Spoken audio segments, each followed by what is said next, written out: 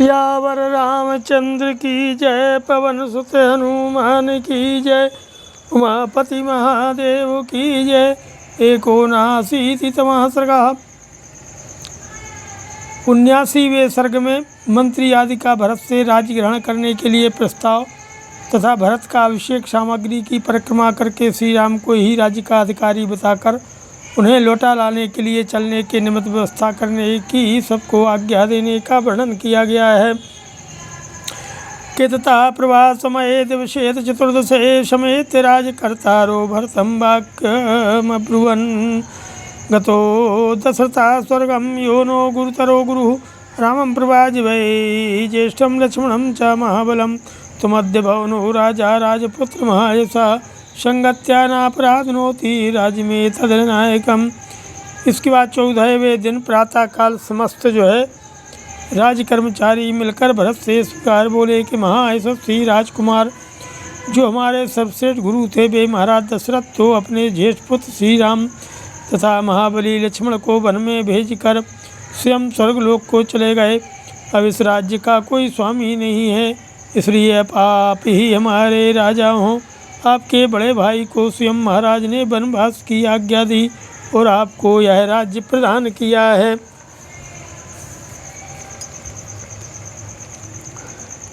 अतः आपका राजा होना न्याय संगत है।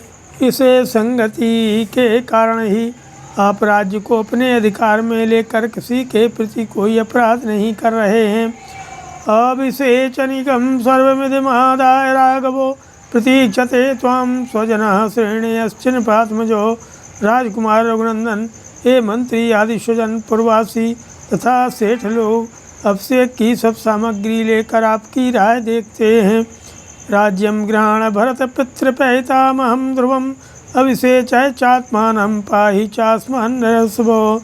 भरत जी, आप अपने पितामहों के राज्य को वश ग्रहण कीजिए, नरश्रेष्ठ राजा के पद पर अपना अभिषेक कराइए और हम लोगों की रक्षा कीजिए।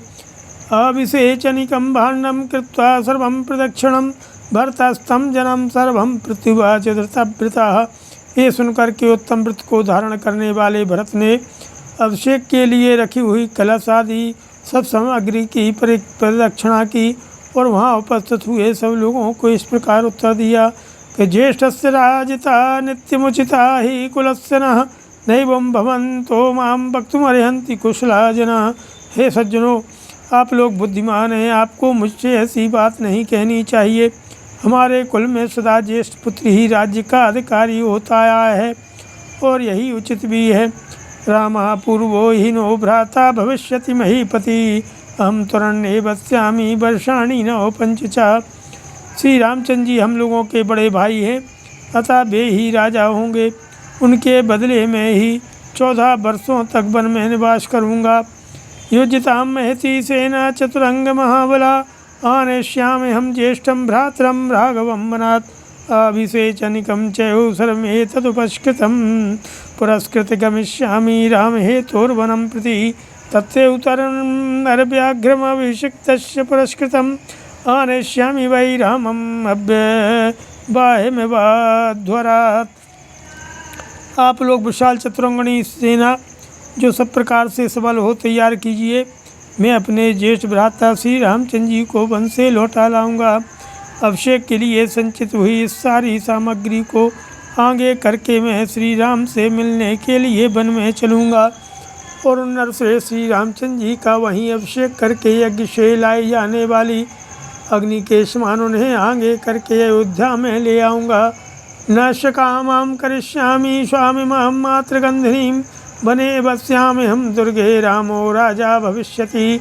परंतु जिसमें लेश मातृभाव शेष है, अपनी माता कहलाने वाली इस कैकेयी को मैं कदापि सफल मनोरथ नहीं होने दूंगा।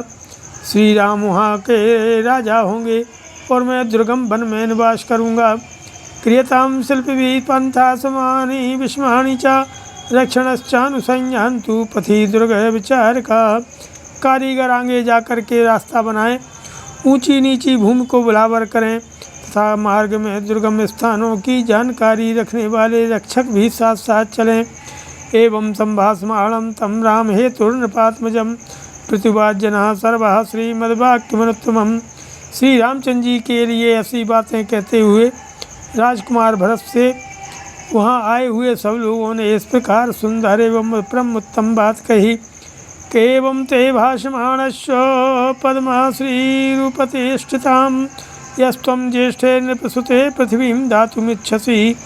भरत जी, ऐसे उत्तम वचन कहने वाले आपके पास कमल वन में निवास करने वाली लक्ष्मी अवस्थित हों, क्योंकि आप राजा के ज्येष्ठ पुत्र श्री राम को स्वयं ही इस पृथ्वी का राज्य लौटा देना चाहते हैं।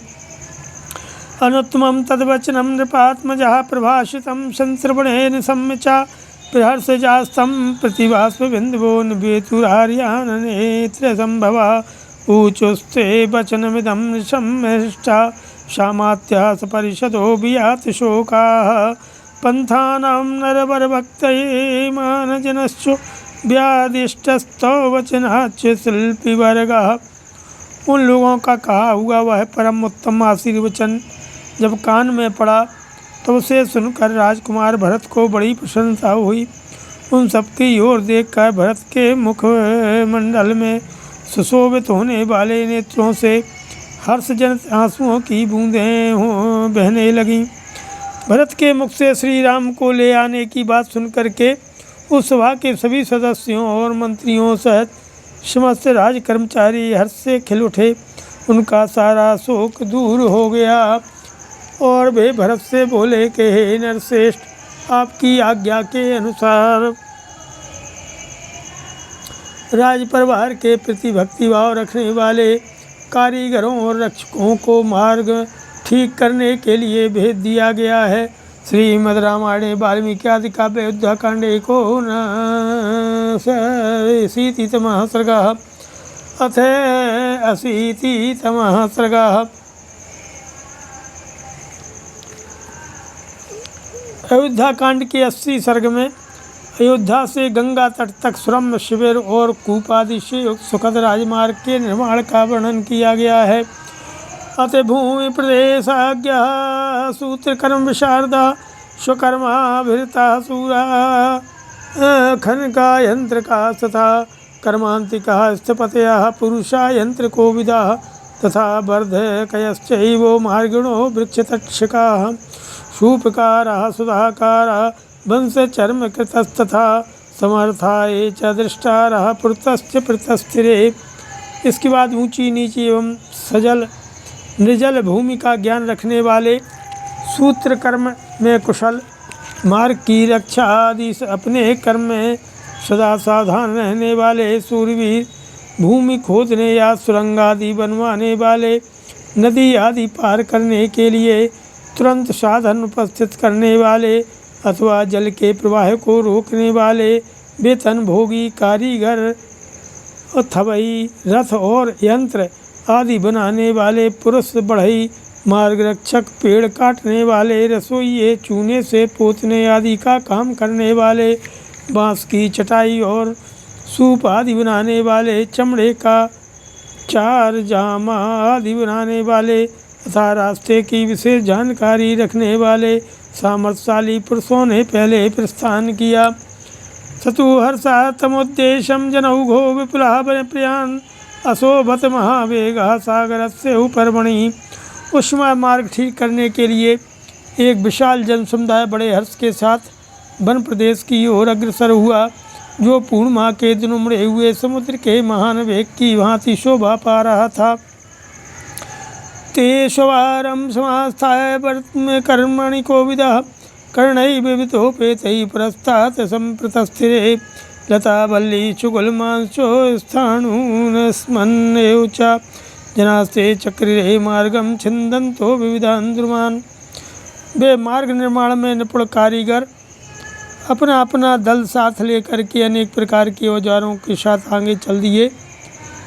वे लोग बताएं, लताएं, बेलें, झाड़ियों, ठूंठे वृक्ष तथा पत्थरों को हटाते और नाना प्रकार के वृक्षों को काटते हुए मार्ग तैयार करने लगे। के वृक्षेषु च देशेषु केचित् वृक्षान् रोपयन् केचित् कुठारैष्टकैश्च दात्रैः छिन्दन् क्वचित् जिन स्थानों में वृक्ष नहीं थे वहाँ कुछ लोगों ने वृक्ष भी लगाए। कुछ कारीगरों ने कुल्हाड़ों, टंकों तथा हंसियों से कहीं कहीं वृक्षों और घासों को काट काट कर रास्ता साफ किया। अपरे बीण स्तंभान बलिनो बलवत्तरा विदमंती स्म दुर्गाणि स्थलानि च ततस्तथा अपरे पूर्यन कूपान पांशुभिश्वाभ्रमायतम निम्न भागान तथैवाशु शमन चक्रु शमंततः। अन्य प्रबल मनुष्यों ने जिनकी जड़ें नीचे तक जमी हुई थी उन कुश, काश आदि के झुरमुटों को हाथों से ही उखाड़ फेंका। वे जहाँ तहाँ ऊंचे नीचे दुर्गम स्थानों को खोद खोद कर बराबर कर देते थे। दूसरे लोग कुआं और लंबे चौड़े गड्ढों को धूलों से ही पाट देते थे। जो स्थान नीचे होते वहाँ सब ओर से मिट्टी डालकर वे उन्हें शीघ्र ही बराबर कर देते थे। बंधुर्बंधनीयांशोद्यान संचुक्षुदुस्तथा दुर्भेदनीयांशोतांस्तान देशान्नरास्तदा अचिरेण तु कालेन परिवाहन बहुदिकान् चक्रबहुविधाकारान् सागर प्रतिमान बहून्। उन्होंने जहाँ पुल बांधने के योग्य पानी देखा वहाँ पुल बांध दिए। जहाँ ककरीली जमीन दिखाई दी वहाँ उसे ठोक पीट कर मुलायम कर दिया और जहाँ पानी बहने के लिए मार्ग बनाना आवश्यक समझा वहाँ बांध काट दिया। इस प्रकार विभिन्न देशों में वहाँ की आवश्यकता के अनुसार कार्य किया। छोटे छोटे स्रोतों को जिनका पानी सब ओर बह जाया करता था चारों ओर से बांधकर शीघ्र ही अधिक जल वाला बना दिया। इस तरह थोड़े ही समय में उन्होंने भिन्न भिन्न आकार प्रकार के बहुत से सरोवर तैयार कर दिए जो अगाध जल से भरे होने के कारण समुद्र के समान जान पड़ते थे। निर्जलेषु च देशेषु खानयामासुरुत्तमान् उदपानान् बहुविधान् वेदिका परिमंडितान्। निर्जल स्थानों में नाना प्रकार के अच्छे अच्छे कुएं और बावड़ी आदि बनवा दिए जो आसपास बनी हुई वेदिकाओं से अलंकृत थे। ससुधा कुट्टमतलः प्रपोष्पितमहीरुह मत्तोदगुष्टद्विजगणः पताकाविरलङ्कृतः चन्द्रोदकसंसिक्तो नानाकुसुमभूषितः भवसोवत सेनाया पंथा सुरपथोपमः। इस प्रकार सेना का वह मार्ग देवताओं के मार्ग की भांति अधिक शोभा पाने लगा।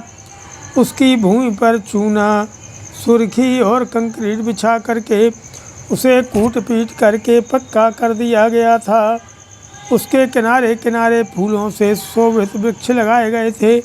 वहाँ के वृक्षों पर मतवाले पक्षी चहक रहे थे। सारे मार्ग को पताकाओं से सजा दिया गया था। उस पर चंदन मिश्रित जल का छिड़काव किया गया था अनेक प्रकार के फूलों से वह सड़क सजवाई गई थी। आज्ञाप्यातिथाज्ञप्ति युक्तास्ते अधिकृता नरः रमणीयेषु देशेषु बहुस्वादुफलेषु च योऽन्वेषस्त्वभिप्रेतो भरतस्य महात्मनः भूयस्तं शोभयामाशुरभूषाभिर्भूषणोपमम्। छत्रेषु प्रशस्तेषु मुहूर्तेषु च तद्विदः निवेशान् स्थापयामासुरभरतस्य महात्मनः। मार्ग बन जाने पर जहाँ तहाँ छावनी आदि बनाने के लिए जिन्हें अधिकार दिया गया था कार्य में दत्तचित्त रहने वाले उन लोगों ने भरत की आज्ञा के अनुसार सेवकों को काम करने का आदेश देकर जहाँ स्वादिष्ट फलों की अधिकता थी उन सुंदर प्रदेशों में छावनियाँ बनवाईं और जो भरत को अभीष्ट था मार्ग के भूषण रूप उस शिविर को नाना प्रकार के अलंकारों से और भी सजा दिया।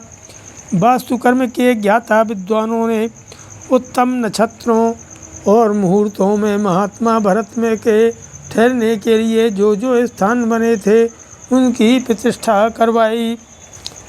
के बहु पांशुच्याश्चापि परिखा परिभारिता तत्र इंद्रनील प्रतिमा प्रतोली वरशोभिता प्रासादमाला संयुक्ता सौधि प्राकार संवृता पताका शोभिता सर्वे सुनिर्मित महापथा विसर्पद्भिरिवाकाशे विटङ्काग्रमामानिकैः समुत्सृत्रैर्निवेशास्ते बभूशक्रप्रोपमाः।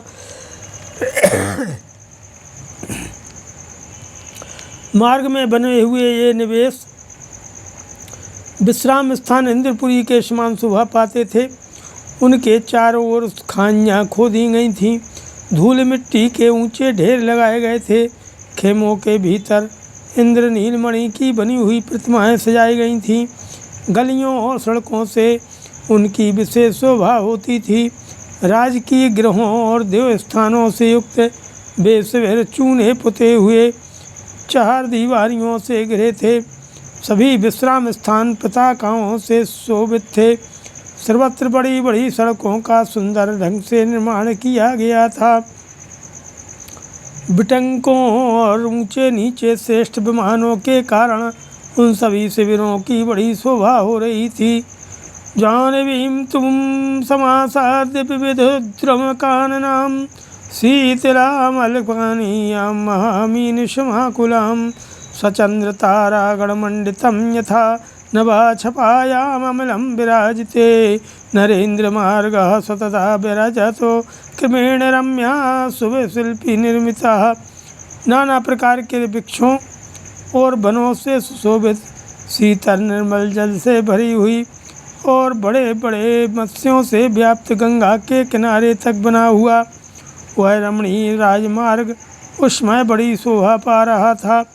अच्छे कारीगरों ने उसका निर्माण किया था। रात्रि के समय वह चंद्रमा और तारागणों से मंडित निर्मल आकाश के समान सुशोभित होता था। श्रीमद् रामायण वाल्मीकि आदि काव्य अयोध्याकांडे अशीतितमः सर्गः। नमः। ओम सियावर रामचंद्र की जय, पवन सुत हनुमान की जय, उमापति महादेव की जय, रमापति रामचंद्र की जय जय।